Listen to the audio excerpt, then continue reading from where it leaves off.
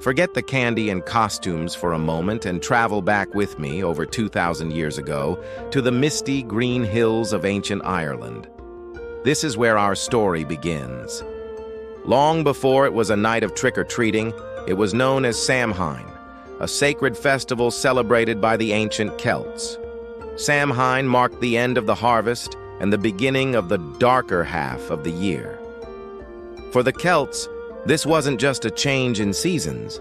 It was a time when the veil between our world and the spirit world was at its thinnest. They believed that on the night of October 31st, the ghosts of the dead could return to Earth. This might sound spooky, but it was a powerful time for connection and remembrance. Families would leave out food and drink to welcome the spirits of their ancestors, creating a place for them at the feast. But not all spirits were friendly. To ward off malevolent ghosts and fairies, the Celts would light huge, sacred bonfires on hilltops. These fires were thought to have protective and cleansing powers, and people would often take an ember home to relight their own hearths, protecting their families through the long winter. They also disguised themselves.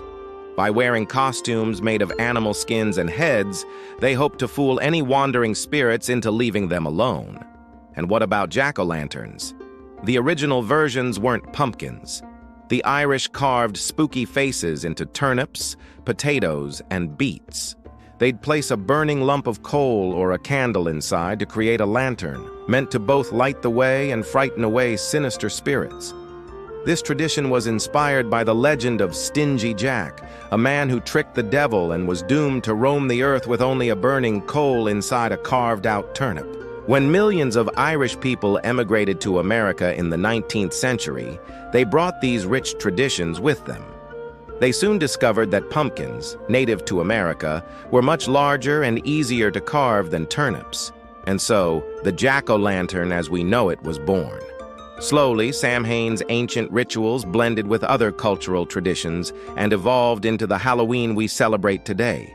So next time you carve a pumpkin or put on a costume, remember the ancient Irish Celts who lit the first bonfires. You're taking part in a tradition that has traveled through centuries, across oceans, from the misty hills of Ireland right to your doorstep. What's your favorite Halloween tradition? Let me know in the comments below. If you enjoyed this journey back in time, please give this video a like and subscribe for more stories behind our favorite holidays. Thanks for watching.